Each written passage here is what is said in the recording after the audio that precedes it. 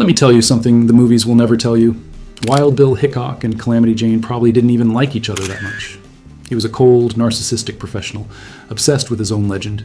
She was a compulsive alcoholic who spent more time under a saloon counter than on top of a horse. And yet, decades after both of them were already dead, film studios decided to invent a passionate romance between them that never really existed. The American public bought it. The whole world bought it. They became icons of an epic Wild West love story. The reality? Way dirtier, way sadder, and 1,000 times more interesting than anything a Hollywood screenwriter would have the guts to put on screen.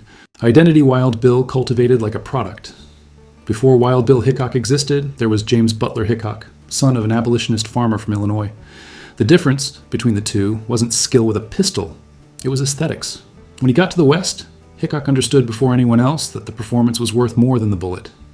In the 1860s, he began grooming his appearance with the same seriousness other men put into farming. Long hair, fringed coat, always immaculate. Not vanity for its own sake, marketing. He knew the legend was worth more than the skill. A journalist named George Ward Nichols interviewed him in 1866 for Harper's Monthly magazine and turned Hickok into a national celebrity with a series of exaggerated stories. Wild Bill read the article, liked it, and never contradicted a word. Why would he correct his own free publicity? Wild Bill's real body count. Every Wild West legend needs an inflated kill count, and Wild Bill was no exception. He himself claimed to have killed 100 men. 100. Researchers who spent decades digging through historical records came up with a very different number, between 7 and 10 confirmed deaths in combat over his entire life. 7 to 10, not 100. Hickok knew how to count. He just didn't count on telling the truth. The most famous case was Davis Tutt in Springfield, Missouri, in 1865, considered one of the first documented street duels in American history. Tutt walked toward him. Hickok fired first. Tutt dropped. The trial that followed? Hickok was acquitted on self-defense. The Old West had its own logic, and he walked toward me was a perfectly valid legal argument. Calamity Jane's real name in the childhood. She hid. Martha Jane Canary's mother died when she was 12. Her father died when she was 15 years old, alone, in Princeton, Missouri, 1867, with younger siblings depending on her. That's the real starting point of the story. At 15 years old, Martha Jane Canary was alone in the world with younger siblings to raise in Utah Territory. No money, no close relatives, no plan. What she had was a remarkable ability to survive conditions that would kill most adults. She worked as a laundress, a cook, a waitress, whatever paid. When she started wearing men's clothing to work alongside all male crews, it wasn't a statement. It was practicalism. Men's clothes were cheaper, more durable, and avoided half the problems a young woman alone faced in that era. Screenwriters took that raw survival story and turned it into a romantic adventure. A 15-year-old girl alone in the world with siblings to raise became a Western heroine. Fair enough. How Calamity Jane got her nickname. There are at least half a dozen versions of how Martha Jane became Calamity Jane, and most of them were invented by Martha Jane herself at various stages of intoxication over the years. The version most accepted by historians involves a captain named James Egan in 1873 during an ambush near Goose Creek in Wyoming. Captain Egan took a bullet and was falling off his horse when Martha Jane caught him, mounted behind him, and carried him back to the fort. Egan reportedly told her she was Calamity Jane saving him from calamity, or something along those lines. The other version, which she herself loved to tell, said that any man who crossed her soon found his own calamity. That version is more dramatic, probably why Martha Jane preferred it. The name stuck either way, and it is considerably more marketable than Martha Jane Canary, let's be honest. Wild Bill and the first wife nobody mentions. Agnes Lake Thatcher was 50 years old, owned her own traveling circus, and had already buried one husband before Wild Bill. When they married in Cheyenne, Wyoming, in August of 1876, she knew exactly what she was getting into. The marriage lasted exactly 2 months before Hickok left for Deadwood chasing gold and caught a bullet in the head. Agnes was widowed again. What did the movies do with Agnes Lake? Ignore her completely, because a 50-year-old circus owner doesn't fit the script of an epic romance with Calamity Jane. Agnes was the real wife. Calamity Jane was the convenient narrative. After Wild Bill died, Agnes spent the rest of her life defending her husband's memory, rejecting false versions of the story. 2 months of marriage earned her decades of grief. Agnes Lake never got a movie, just the widow's weeds.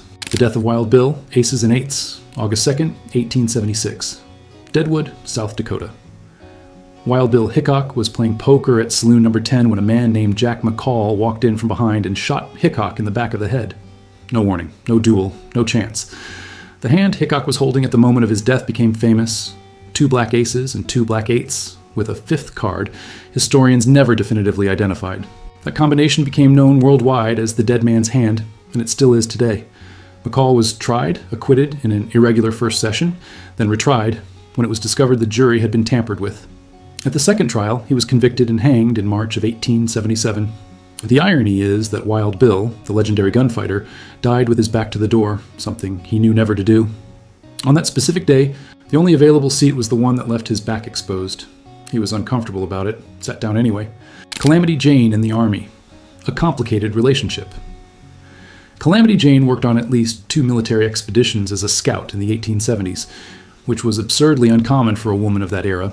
She wore men's uniforms, rode and shot, and the commanders tolerated her presence because she was genuinely useful. But the word tolerated matters here. She was dismissed at least once after General George Crook discovered there was a woman disguised in his camp. The version she told was that she was dismissed because the soldiers were so distracted by her presence it interfered with the mission, a flattering version, probably revised over a few whiskey pours. What the records confirm is that she was present during the campaign against the Sioux in 1876, the same period the Battle of Little Bighorn wiped out General Custer's regiment. She was in the field with the men during that period. That is verifiable and impressive, regardless of whatever embellishments she added later. Calamity Jane's alcoholism without a filter. There's no gentle way to tell this part. Calamity Jane had a serious problem with alcohol that ran parallel to her entire adult life and destroyed most of the opportunities she managed to find. In 1895, Buffalo Bill Cody hired her to join the Wild West Show, the most famous traveling spectacle in the United States. It was the dream job for someone with her background. Money, fame, audiences, stability. She was fired in less than a year because she showed up in the arena unable to ride. Not once, multiple times. Buffalo Bill's organization was professional and had no patience for improvising. In 1900, she tried a career performing at fairs and exhibitions. Same result. People who wrote about her at the time described a woman of genuine skills and real charisma, methodically destroyed by a dependency she never managed to control. The Old West had no rehabilitation centers, just another saloon on the next street. The trial of Jack McCall and the double jurisdiction. After killing Wild Bill Hickok in August of 1876, Jack McCall went through something unusual, even by the chaotic standards of the Old West. 2 trials for the same crime. The first took place in Deadwood days after the murder. Deadwood at that time was an illegal mining camp built on Sioux territory, technically outside the jurisdiction of the United States. McCall was acquitted by a jury composed largely of his own associates. But federal authorities in Yankton, capital of Dakota Territory, refused to accept that acquittal as valid for a simple reason. An informal court in territory with no legal jurisdiction had no power to acquit anyone. McCall was arrested again, taken to Yankton, tried properly, and sentenced to death. In March of 1877, he was hanged. McCall argued the second trial was double jeopardy for the same crime. The federal court disagreed with all the objectivity of men who were preparing a noose. Calamity Jane's autobiography, science fiction. 6 pages. That was all Calamity Jane needed to summarize her own life in a pamphlet called Life and Adventures of Calamity Jane, by herself, published in 1896. And even then, there was enough room for at least half a dozen inventions documented by historians. She claimed to have served under General Custer, which has no confirmation in military records. She described hunting and exploration adventures with a frequency and intensity that don't match documented records of where she actually was. She exaggerated encounters with famous figures. The interesting thing is the pamphlet wasn't written to deceive anyone. It was sold at fairs for a few cents as entertainment, and audiences of the time perfectly understood that Wild West legends embellished their stories. It was the 19th century equivalent of an inflated social media profile, with the difference that at least she had real adventures to inflate. Hickok as Lawman, the version nobody likes to tell. Wild Bill Hickok served as sheriff and marshal in several Kansas towns in the 1870s, including Hays City and Abilene. The popular narrative says he tamed the Wild West with his accurate pistol and sense of justice. The reality is a bit grayer. In Hays City, in 1870, he killed 2 soldiers from the 7th Cavalry in a bar fight, including one named John Kyle. The military was so unhappy about it that they threatened the entire town. Hickok was essentially pushed out of Hays before the situation escalated. In Abilene, in 1871, attempting to stop a street brawl, he accidentally shot and killed his own deputy, Mike Williams, who had run in to help him. Hickok was so shaken he resigned shortly after. Hickok resigned shortly after. The legendary lawman, tamer of the Wild West, quit his job out of shame. That specific detail makes him more real than any duel scene ever managed. Calamity Jane's marriage to Clinton Burke. Clinton Burke was a cab driver in El Paso, quiet, with no ambitions toward legend, and for some reason decided to marry Calamity Jane in 1885. They had a daughter, Jessie, born in 1887. The marriage was turbulent, like everything in Calamity Jane's life. Burke was a cab driver in El Paso when they met, a quiet man who seems to have genuinely tried to build a stable life with her. It didn't work. The combination of alcoholism, financial instability, and Calamity Jane's temperament made domestic life complicated. To use a generous euphemism, they lived together intermittently for a few years. Then the marriage simply fell apart without documented drama. Jessie, the daughter, was eventually given to another family to raise, an episode that Calamity Jane clearly carried with guilt for the rest of her life. That maternal and painful side rarely appears in the romanticized versions of the story. The love question. Between Wild Bill and Calamity Jane, what actually exists? The two knew each other, that is fact. They moved in the same circles in Deadwood in the summer of 1876, the last months of Hickok's life. What exists beyond that? Practically nothing documented. Calamity Jane, in her later years when interviewed at varying levels of sobriety, sometimes suggested the two had something deeper. Sometimes she mentioned nothing. There are letters published posthumously in which she claims to have loved Hickok and to have had his daughter. Historians who examine those letters have serious debates about their authenticity. What complicates things further is that Hickok, in the 2 months before he died, was writing passionate letters to Agnes Lake, his actual wife, not to Calamity Jane.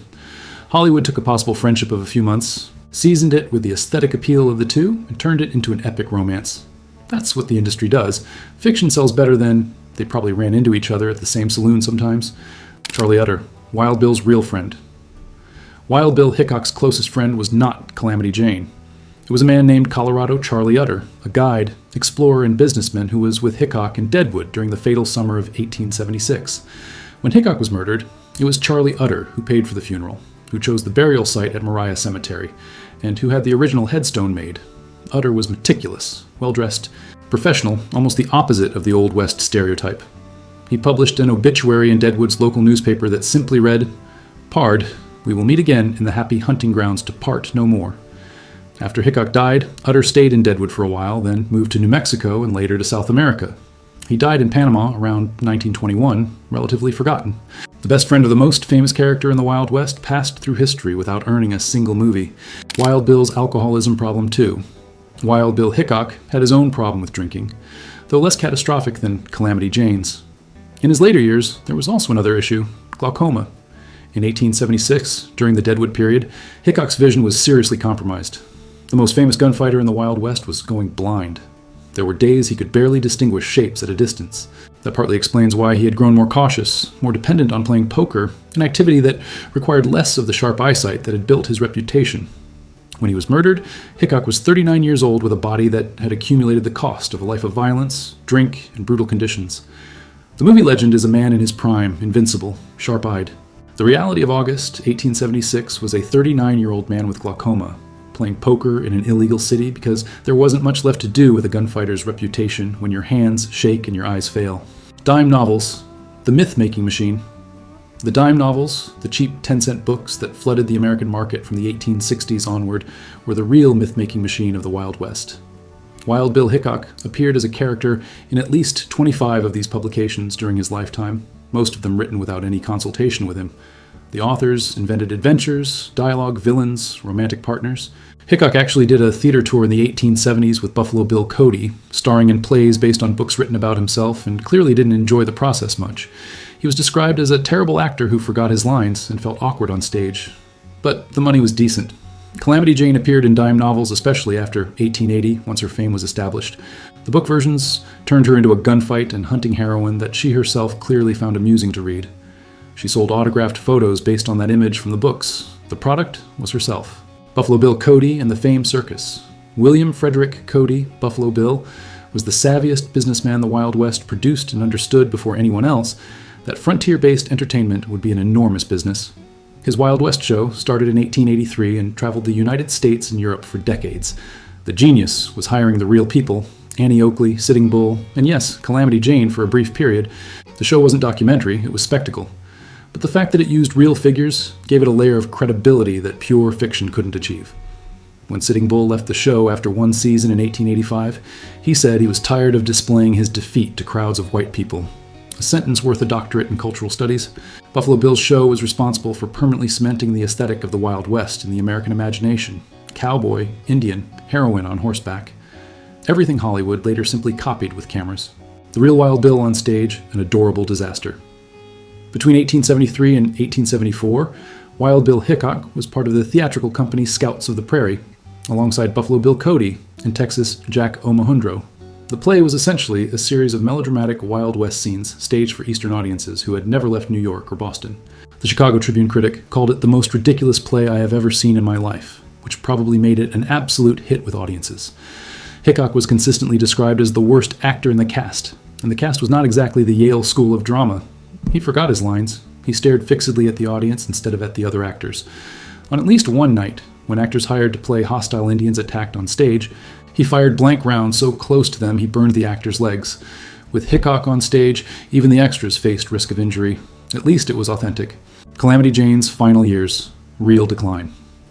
In her last years, Calamity Jane was a tragic figure dependent on the charity of people who admired the legend while the real woman fell apart. In 1902, she was in Deadwood, the city where Wild Bill had died 26 years earlier. She appeared at local fairs to sign autographs, aged well beyond her actual 50 years. The winter that year was brutal. She contracted pneumonia and died on August 2nd, 1903, exactly 27 years after Wild Bill's death. Same date. She died in Deadwood, the same city. That detail is so cinematic it seems invented, but it is verifiable in death records. She was buried next to Wild Bill in Moriah Cemetery, at her own request, according to accounts. The final irony, in life, the two were probably better known as saloon regulars than as romantics. In death, they were buried side by side for eternity. Hollywood, at least, got that part for free. The sheriff of Deadwood, Seth Bullock, who the movies finally got right. Seth Bullock arrived in Deadwood in 1876, the same year as Wild Bill and Calamity Jane, but with a fundamental difference. He came intending to build something, not just survive. He was a merchant who became Deadwood's first official sheriff when the city was finally legally incorporated into the territory. Bullock was tall, with an imposing mustache, and had the presence of someone who could stop a fight just by walking into a saloon. He was a personal friend of Theodore Roosevelt, who visited Deadwood more than once. When Roosevelt died in January of 1919, Bullock organized a memorial on the hill above Deadwood and kept a night vigil. He died a few months later in September of 1919.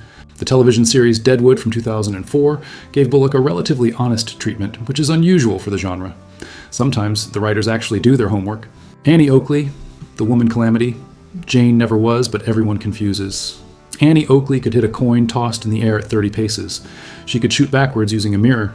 She shot a cigar out of the Kaiser's mouth in a live demonstration. Calamity Jane drank until she fell off stages. Both became famous as Wild West women. That's the only thing they shared. The confusion between the two is understandable for those who don't know the history. Both were women of the Wild West. Both shot well. Both broke gender expectations. The similarities end there. Annie Oakley was disciplined, professional, a teetotaler, married to the same man, Frank Butler, for over 40 years. She was the opposite of everything Calamity Jane represented in terms of personal life.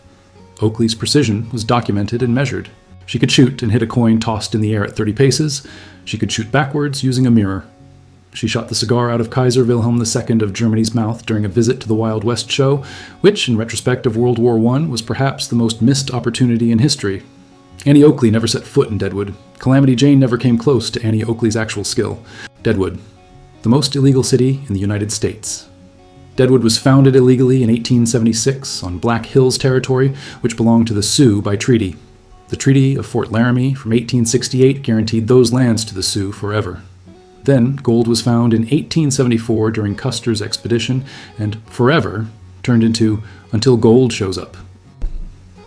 Deadwood grew from a camp to a city of 5,000 people in under a year, with no formal government, no legally appointed sheriff, no recognized courts. Disputes were settled with guns, knives, or agreements negotiated in saloons. Wild Bill's murder in August of 1876 happened in a city that technically did not exist within American law. The United States government only regularized the situation in 1877, forcing a new treaty with the Sioux that they clearly did not want to sign. The history of the Wild West is basically a series of broken treaties, with consequences the country is still processing. Smallpox and Calamity. Jane, the side. Nobody romanticizes. In 1878, a smallpox epidemic hit Deadwood and paralyzed the city. Doctors and nurses were scarce, and anyone who cared for the sick ran a real risk of infection. Calamity Jane spent weeks nursing the sick during the worst of the epidemic, according to accounts from the time. It wasn't her obligation. There was no pay involved. She was a woman who wasn't afraid to catch smallpox doing other people's work. In that Deadwood, that was rare. This episode is one of the most verifiable and documented in her life, mentioned by contemporaries who had no reason to invent it. It is also the episode that romances and films consistently ignore in favor of shooting scenes and horseback rides. A woman caring for smallpox patients in shacks with no sanitation is not as photogenic as an action heroine, but it's also the one part of her story that needs no embellishment, no myth, no whiskey, just her and the sick. Calamity Jane versus the press, when the legend meets the journalist. Calamity Jane had a complicated relationship with journalists. She needed the coverage to maintain the fame that fed her, but hated when they contradicted her stories. In 1895, during a tour through the northeastern United States, a journalist from St. Paul, Minnesota, spent 2 days in her company and then wrote that she was a middle-aged woman of common appearance who had clearly exaggerated every adventure she'd ever had. She was furious, not because it was necessarily a lie, but because it ruined the product. When someone paid 25 cents to see Calamity Jane, they wanted to see a legend, not an exhausted, middle-aged woman. She understood marketing better than the journalists understood journalism. The problem was that the real person and the character needed to coexist in the same body, and that arrangement got harder every year. The drinking helped blur the line between the two. That's the kind of thing you don't learn in a museum. The Calamity Jane disturbance in Sturgis, South Dakota, September of 1895. Local citizens hired Calamity Jane to appear at a public event and draw in visitors. She showed up, so did the sheriff. What makes this specific episode worth mentioning is that she was in town to appear at a public event organized by local citizens who wanted to use her fame to attract visitors. They hired the legend, they got the problem. The town sheriff recorded that she arrived at the event already in rough shape, gave an incoherent speech, and then fell off a wooden platform in front of the audience. She was arrested a few hours later, near a saloon. The event organizer asked for a refund. There is no record of whether he received one. The episode is perfectly emblematic of how Calamity Jane's life worked in that period. Every opportunity contained within it the elements of its own destruction. She could turn an invitation into a disaster with an efficiency that was almost impressive from a distance. The death of the Wild West as an industry. Wild Bill died in 1876, Calamity Jane in 1903. Between those two dates, the Wild West, as a real experience, was being replaced by the Wild West as an entertainment product. The surrender of Geronimo in 1886 marked the end of large-scale Indian wars. The Wounded Knee Massacre in 1890 closed that frontier with blood. The United States Census officially declared the frontier closed in 1890. But exactly when the real thing was dying, the entertainment industry was turning it into a product. Wild West shows, dime novels, sensationalist newspapers, then cinema. The version that reached the 20th century was pasteurized, romanticized, and ethically convenient for a country that didn't want to look directly at what the conquest of that frontier had actually cost. A Wild Bill and Calamity Jane became the postcard of a story that, told in full, wouldn't sell a single ticket. Jesse James, the other myth that grew from the same soil. Jesse James was murdered in 1882, 4 years before Hickok, and the myth-making machine worked exactly the same way. An outlaw with publicity instinct who knew how to use the press of the time. James sent letters to newspapers justifying his bank robberies as retaliation for injustices suffered by Confederates after the Civil War. It was a convenient lie. It was also effective entertainment. Papers like the Kansas City Times, whose editor sympathized with ex-Confederates, published the letters enthusiastically. James became the Robin Hood of Missouri without any evidence he ever gave a cent to any poor person. What he actually did was rob banks and trains, kill people who got in the way, and eventually get murdered by a member of his own gang for reward money. The killer, Robert Ford, was booed at theatrical performances for the rest of his life because he killed an American hero. Killing the hero is always the most unforgivable crime, regardless of what the hero actually did. The problem with Wyatt Earp: more time as businessman than lawman. Wyatt Earp is another Wild West character whose myth has proportions inverse to reality. The gunfight at the OK Corral in Tombstone, Arizona, in October of 1881, lasted approximately 30 seconds and happened in a narrow alley with both sides less than 10 feet apart. There was no epic confrontation of gunfighters staring each other down under the desert sun. It was a confused, close-range brawl that killed 3 members of the Clanton faction. After Tombstone, Earp spent decades as a saloon owner, boxing referee, and real estate speculator in California. In his later years, in Hollywood, he frequented the sets of early Western films and loved telling stories to actors and directors who turned them into movies. He literally helped build his own myth in real time. The result was that when he died in 1929 at 80 years old, the movies already existed before any biographer had a chance to verify the facts. Doc Holliday, the dentist with tuberculosis. who decided he'd die some other way. At 22 years old, John Henry Holliday received a tuberculosis diagnosis, 1873, death sentence on a variable timeline. Doctors said the dry air of the West might delay the inevitable. Holliday went west, and since he was going to die anyway, decided to play poker and get into gunfights professionally. Doctors told him the dry climate of the West might prolong his life. He went west, and since he was going to die anyway, decided to play poker and get into gunfights professionally. That is one of the most understandable decisions in American history. Holliday was a compulsive gambler, drank heavily, had a reputation for a bad temper, and for being disturbingly accurate with a pistol for someone who regularly coughed up blood. He was Wyatt Earp's best friend, which said a great deal about both of their judgment. He survived the OK Corral, survived a series of confrontations, and died in bed in Glenwood Springs, Colorado, in 1887 from tuberculosis. The disease won in the end, but it took 15 years of gunfights to get there. Belle Starr, the outlaw who had more style than crime. Myra Maybelle Shirley, known as Belle Starr, was from Missouri and became famous as the Queen of Outlaws in the Indian Territory of Oklahoma in the 1880s. The actual scope of her crimes was considerably more modest than the legend. One proven conviction for horse theft in 1883, a fine, 90 days in prison. Nothing that warranted the title of Queen of anything. But she had an excellent sense of aesthetics. Always well-dressed, feathered hat, rode with the posture of an aristocrat. Journalists loved it. Dime novels turned her into an action heroine before she had done anything sufficiently dramatic to justify it. She was murdered in February of 1889, 2 days before her 43rd birthday, in an ambush while riding home. The killer was never definitively identified. Candidates included her son, her husband, and a neighbor with whom she had land disputes. Nobody was charged. Nobody confessed. And Belle Starr stayed famous forever precisely because the story stopped before it ended. Pat Garrett and Billy the Kid, a friendship that ended with a bullet. William Henry McCarty, or William Bonney, or Billy the Kid, and Pat Garrett knew each other personally before Garrett became sheriff of Lincoln County in 1880. They frequented the same saloons, played cards together, moved in the same circle of young men in New Mexico. After Garrett was elected sheriff, he hunted Billy with the determination of someone who knows exactly where the target tends to show up. In July of 1881, Garrett shot and killed Billy at Pete Maxwell's ranch in Fort Sumner, New Mexico, in a dark room, before he could even clearly identify who was in front of him. Billy was 21 years old. Garrett was 31. The legend that built Billy the Kid's fame with 100 kills was exaggerated.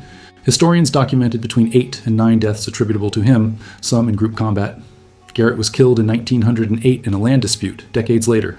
Pat Garrett killed Billy the Kid, became a supporting character in his own story, and died over a land dispute.